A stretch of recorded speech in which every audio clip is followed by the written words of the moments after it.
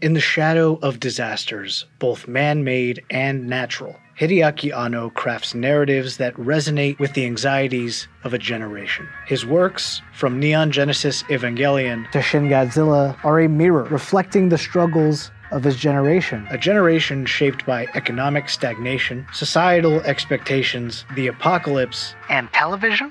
His works are very expansive and each tackle their own series of complex themes, but through these two stories, Anno examines the intersection of generational trauma and environmentalism, offering a deeply personal yet universal critique of modern society.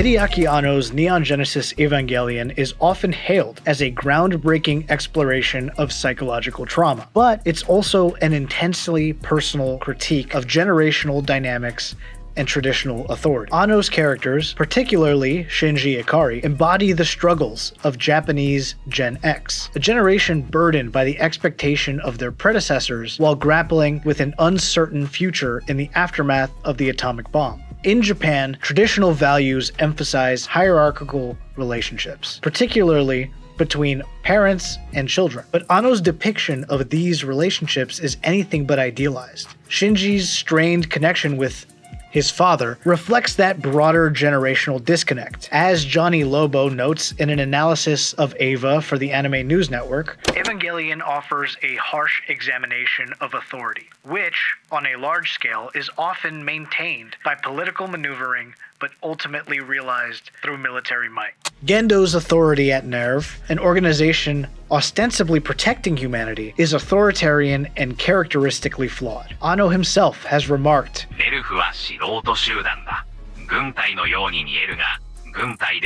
this anti-traditionalist outlook permeates the series, challenging not just familial hierarchies, but societal and government ones as well. Through NERV, Anno critiques the rigidity and inefficacy of these systems, mirroring the frustrations of a generation disillusioned with their elders' institutions. A disillusionment that still permeates to the youth today, as traditional ethics debates even find themselves in contemporary college sports controversies.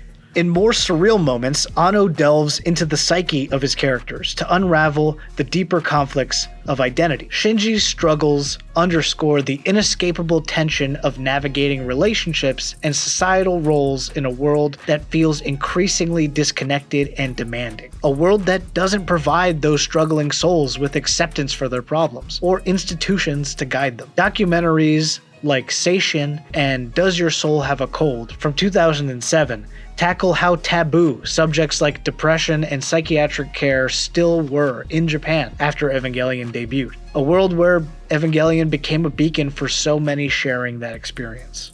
While Evangelion primarily focuses on psychological and generational trauma, it also weaves in environmental themes. Anno's apocalyptic settings are not just backdrops, but integral to the narrative. As Anno describes in this 1996 interview with New Type, 過去の災害のために人類が滅亡し、孤立し、ズタズタに引き裂かれた世界は日本のアニメの特徴だと思う。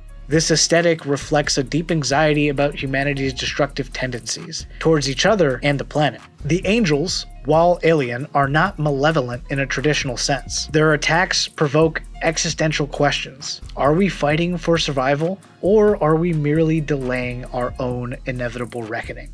By layering these apocalyptic scenarios with imagery reminiscent of 1970s kaiju films, Anno taps into a collective cultural memory, making these global themes feel distinctly Japanese, while still universally relevant. Anno's frequent use of pop culture references, such as callbacks to classic shows like Kamen Rider, Ultraman, and Mobile Suit Gundam, ground these themes in the shared collective experience of his generation, allowing these narratives to feel both personal and expansive. After all, Anno himself has stated many times, 私たちの世代、60年代前半生まれの唯一の共通体験はテレビと漫画だと思う。Anno's exploration of environmentalism takes center stage in Shin Godzilla. Here, The disaster feels like an act of God. Godzilla, reimagined as a nuclear-powered monstrosity, critiques Japan's reliance on nuclear energy. However, it is the bureaucratic paralysis in response to this disaster where the true destruction is felt. Roland Keltz observed in an article from The Guardian, shots of cars and yachts piling up along canals by the force of water pointedly replicate scenes from the 2011 disasters, turning Godzilla into a personified tsunaami.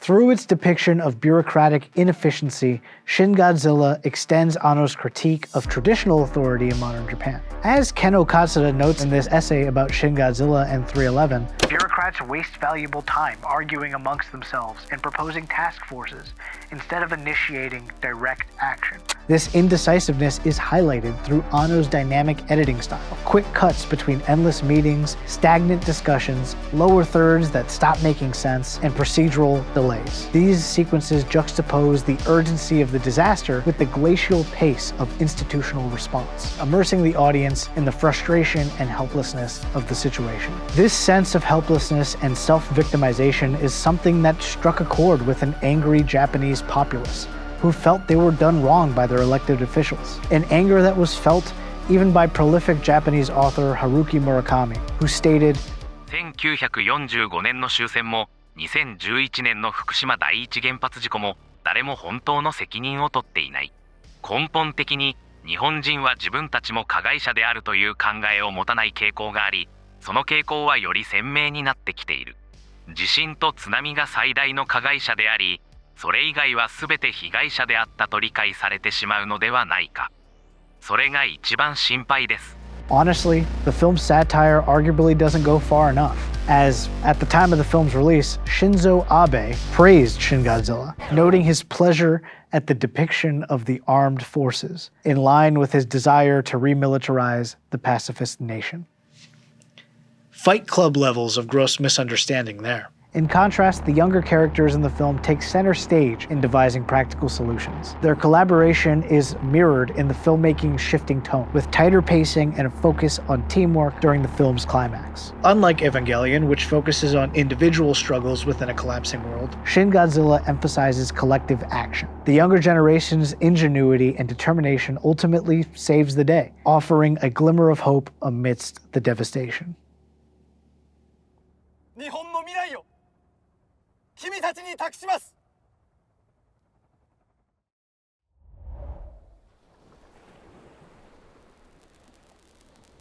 The issue of how best to deal with disaster becomes an aesthetic problem in itself. Feelings of creative debility and disempowerment contend with an active creative struggle to find the right words or the right artistic style to do justice to the event and its victims. This raises the interesting and perhaps unexpected question: is there actually an identifiable style of disaster?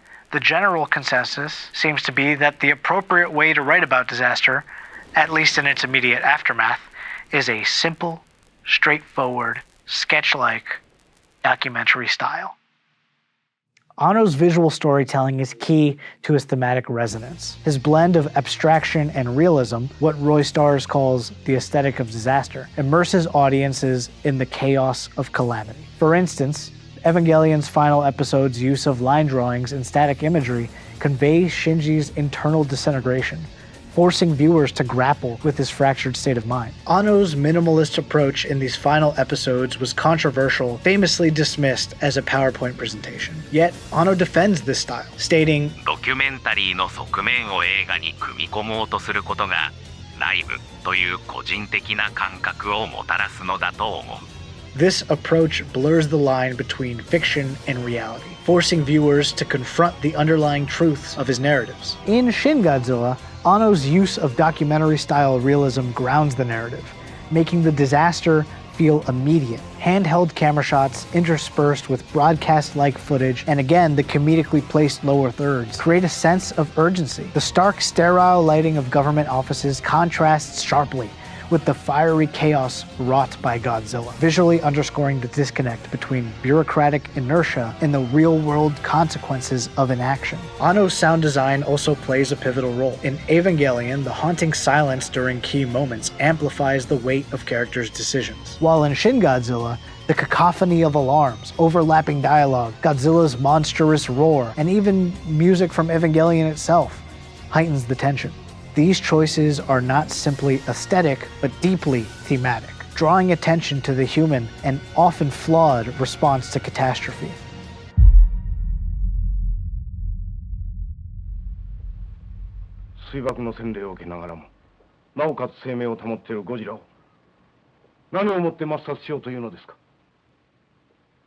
This quote from the classic film encapsulates the entirety of the fear, anxiety, and ideological vulnerability felt by a country scorned by nuclear war, to the point that they'd anthropomorphize it into such an ungodly beast. Hideaki Anno would reinterpret this for a modern perspective, returning to the roots of Godzilla, a symbol that over the years has become as much a pop culture icon as it is a powerful metaphor. The film forces Japanese audiences to confront these issues through the lens of their most terrifying pop culture phenomenon. Ultimately, Shin Godzilla suggests that the younger generations, unburdened by the conservative reluctance of their elders, should be in charge of making the critical decisions to move the country forward. This thematic core ties deeply to Anno's larger body of work, combining the documentary feel of disaster narratives with his incisive critique of Confucian ethics and authority. From Evangelion to Shin Godzilla, Anno's stories compel us to consider how we navigate crisis, whether through collective unity or individual reflection, and challenge us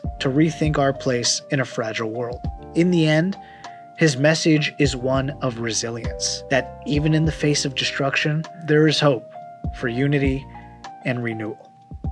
Godzilla was baptized in the fires of the H-bomb. What could possibly kill it now?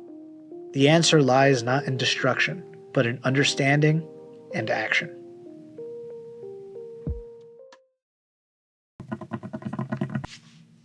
Cut.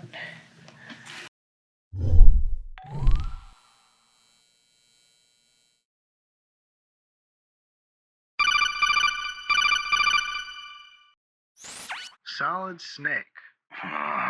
What is it? I wanted to give you a call to tease anyone who's watching as to what's coming next. What the hell are you talking about? I guess we're just gonna have to wait and see.